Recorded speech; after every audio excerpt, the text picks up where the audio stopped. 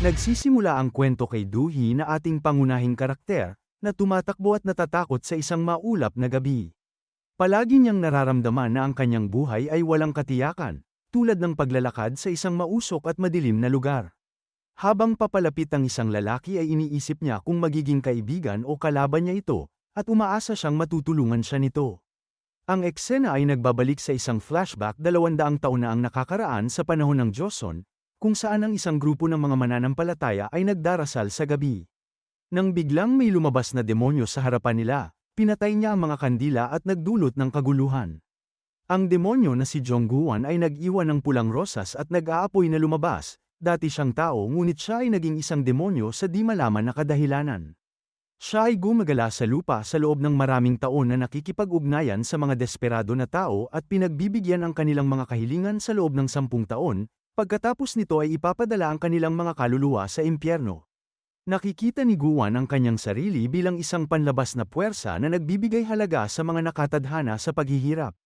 Nang maglaon ay nakilala ni Guan ang isang nagugutom na lalaki na si Park Bok sa daungan sa panahon ng kahirapan. Tinukso siya ni Guan para sa isang isda at nag-alok ng kasunduan. Ipinahayag niya na siya ay isang demonyo at nangako ng kayamanan sa susunod na 10 taon kapalit ng kanyang kaluluwa.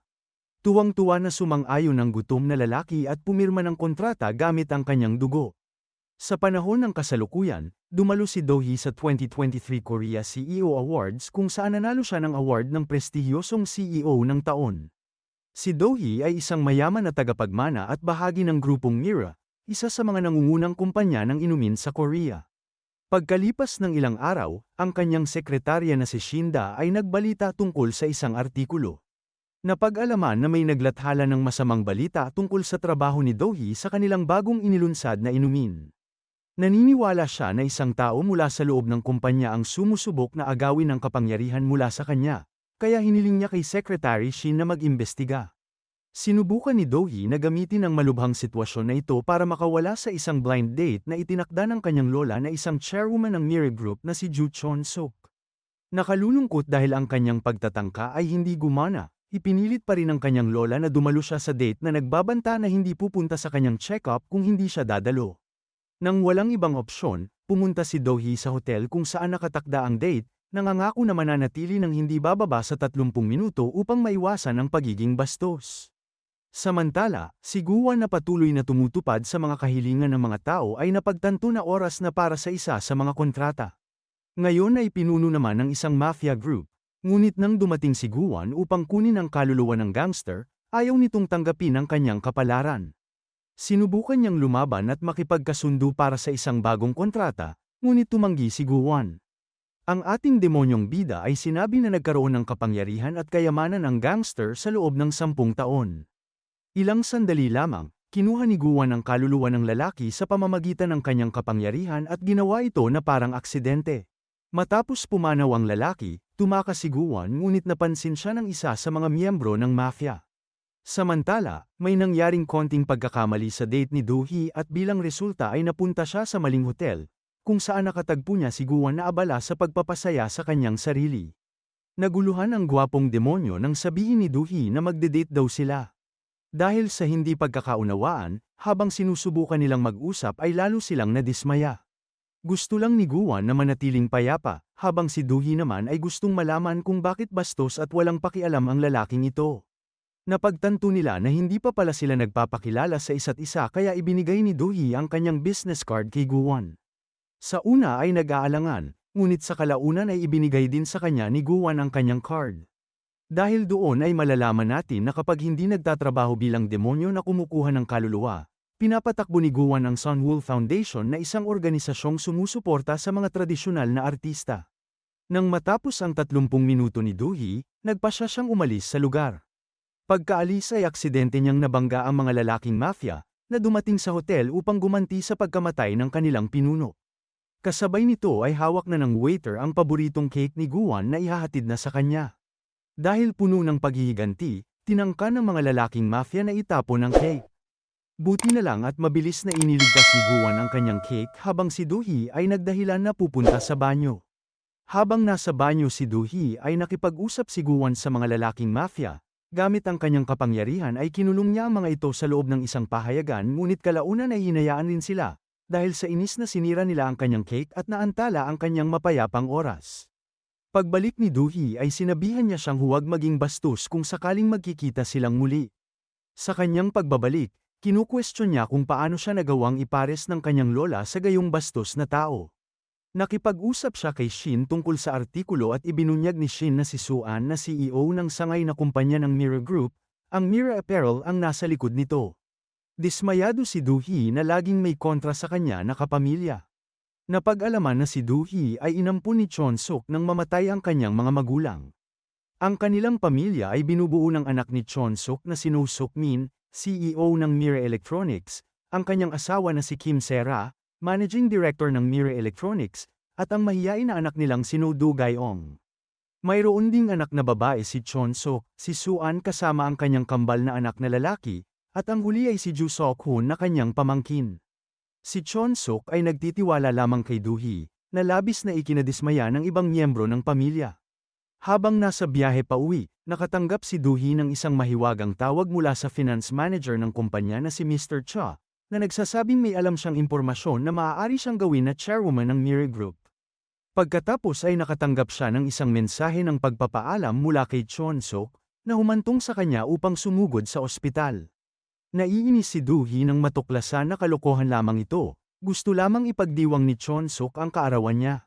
Malalaman natin na ang mga magulang ni Duhi ay namatay sa kanyang kaarawan 20 taon na ang nakalilipas, na naging dahilan upang huminto siya sa pagdiriwang nito. Nais ni Chon-suk na humanap si Duhi ng isang tao na nandyan para sa kanya kapag siya ay nawala na, kaya niregalo niya kay Duhi ang 2 singsing, isa para sa kanyang magiging asawa at isa para sa kanyang sarili. Matyagang ipinaliwanag ni Duhi na hindi niya gustong magpakasal, sa sandaling iyon ay pinutol sila ni Shin at ibinalita na nagkamali si Duhi ng pinuntahan na date. Samantala, patuloy na pinamamahalaan ni Guan ang kanyang foundation kasama si Park Bok, ang parehong mangingisda sa panahon ng Joseon, at si Gayong na isang mananayaw na ang espesyalidad ay tradisyonal na double sword martial arts. Matapos makipag-usap kay Chon-suk, bumisita si Duhi sa dalampasigan at naalala ang kanyang mga magulang at ang huling beses na ipinagdiwang nila ang kanyang kaarawan. Sa ibang lugar ay misteryosong inatake at pinatay ang finance manager na tumawag kay Duhi kanina na nagsasabing may impormasyon siyang alam. Pagkatapos magpalipas ng araw sa dalampasigan, tumawag si Duhi ng driver sa pamamagitan ng isang app. Sumakay na siya sa sasakyan at wala pa siyang napapansin na kakaiba. Gayunpaman, ang driver pala na ito ay ang lalaking pumatay sa finance manager. Napansin ni Duhi na may mali nang makatanggap siya ng mensahe mula sa driver app sa kanyang telepono, sinasabi rito na ang kanyang aktwal na driver ay milya pa rin ang layo. Dahil napagtanto ang problema, sinubukan niyang kumalma at tinanong ang driver kung sino ito. Biglang itinigil ng lalaki ang sasakyan, at sa halip ay sinabihan siyang itanong kung sino ang nag-utos sa kanya na patayin siya. Ibinunyag niya na ito ay dahil kay Chon-suk, at tinangka siyang patumbahin gamit ang isang panyo na may pangpatulog. Ang ating matalino na bidang babae ay nagkunwaring nakatulog, at pagdating ng tamang pagkakataon ay nagawa niyang lumabas ng sasakyan. Samantala sa paghahanap ng bagong target mula sa isang tore ng orasan ay naramdaman ni Guan ang kanyang desperado na pangangailangan na mailigtas, pagkatapos ay nag-teleport siya sa kanyang lokasyon.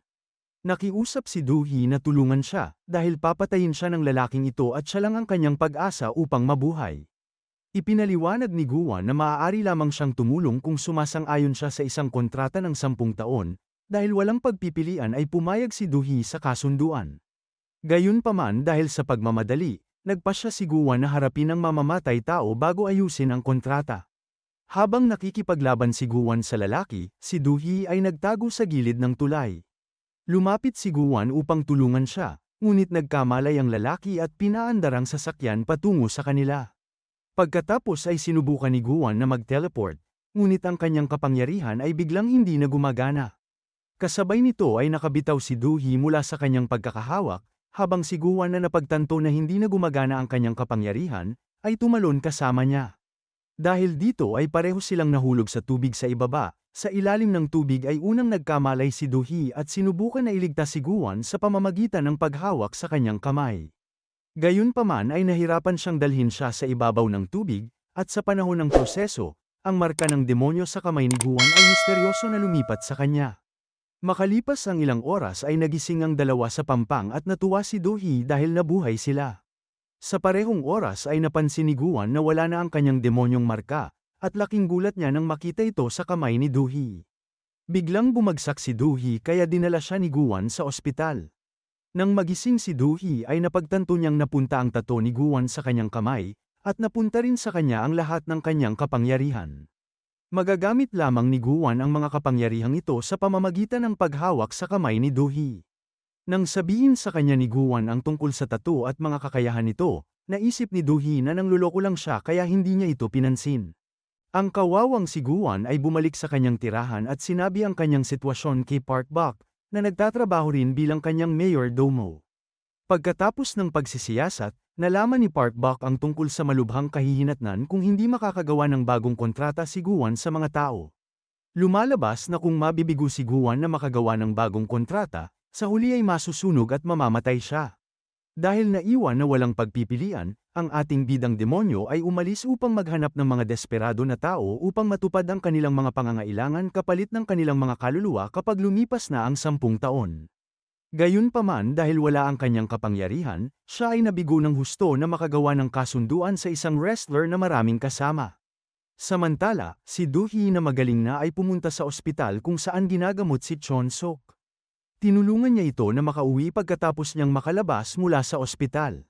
Ang matanda ay nakakuha ng isang maayos na resulta ng check-up na ikinagaan ng pakiramdam ni Do-hee. Sa bahay ay sinabi ni Do-hee sa kanyang lola ang tungkol sa mahiwagang tawag mula sa finance manager ng kumpanya, pagkatapos ay tinanong niya ito kung may tinatago ba siya sa kanya. Sinabi ni Chon-sok na tinatanggap niya ang tungkol sa mga usapin ng pamilya, ngunit hindi ang negosyo. Sinusubukan niyang libangin si Do-hee sa pamamagitan ng mga biro, at naniwala naman si Do-hee sa kanya kahit na ang kanyang ekspresyon sa mukha ay nagpapahiwatig na maaaring may itinatago siyang isang bagay. Ang sitwasyon ay tila kahina-hinala lalo na ang tungkol sa pagkamatay ng mga magulang ni Do-hee, dahil ipinahayag na naroroon din si Chon-sok nang sumabog ang kanilang sasakyan. Habang sila ay nag-uusap, si Sok-hoon na pamangkin ni Chon-sok ay may dalang ulat tungkol sa kumpanya. Malalaman natin na may gusto si Sok-hoon kay Do-hee, at ang matanda ay nagmumungkahi na magpakasal sila. Pareho itong nakakatawa sa dalawa at mabilis silang umalis. Nang maglaon ay hinarap ni Do-hee si Su-an na anak ni Chon-sok, na sinusubukan na sirain ng pampublikong imahe ni Do-hee sa pamamagitan ng mga negatibong artikulo tungkol sa kanyang mga produkto.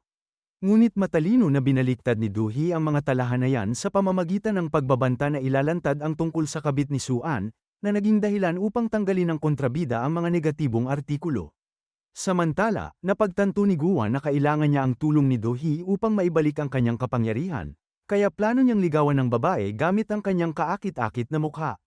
Nakuha niya ang atensyon nito at dinala siya sa tabing ilog, pagkatapos ay sinubukan niyang lunurin siya sa pamamagitan ng paghagi sa kanya sa tubig upang muli niyang gayahin ang eksena mula noong araw na lumipat ang kanyang tato sa kanya. Ngunit hindi natuloy ang plano niya, at dahil sa kahihiyan ay binato siya ni Do-hee ng pera habang sinasabing wala na siyang utang sa kanya kaya wala siyang karapatan na tratuhin siya ng hindi maganda dahil lamang sa iniligtas niya ang kanyang buhay. Galit na umalis si Do-hee at naiwan ang gwapong demonyo na nakukonsensya. Habang pauwi ay muntik nang matapunan ng asido si Do-hee, ngunit sa kabutihang palad ay mabilis siyang nailigtas ni Guan at siya ang nasaktan sa proseso. Malaki ang epekto kay Do-hee ng kanyang mga aksyon, at iniisip niya kung paano nabago ng presensya niya ang lahat sa kanyang buhay. Nangyayari ito kapag ang tato sa kamay ni Do-hee ay misteryosong nagiging pula, at ipinaliwanag ni Guan na iniligtas niya siya upang protektahan ang kanyang espesyal na tato. Nang nag-alala si Do-hee tungkol sa kanyang mga pinsala, mahiwagang pinagaling niya ang kanyang sarili na inihahayag sa kanya na siya ay isang makapangyarihang demonyo. Ngunit dahil ang tato ay lumipat kay Do-hee, magagamit lamang niya ang kanyang kapangyarihan kapag siya ay malapit sa kanya. Dito na nagtatapos ang kwento, sana ay nagustuhan mo ito. Kung hindi ka pa nakasubscribe ay mag-subscribe ka na upang matulungan mo ang channel na ito. Mag-comment ka na rin tungkol sa kwento. Salamat!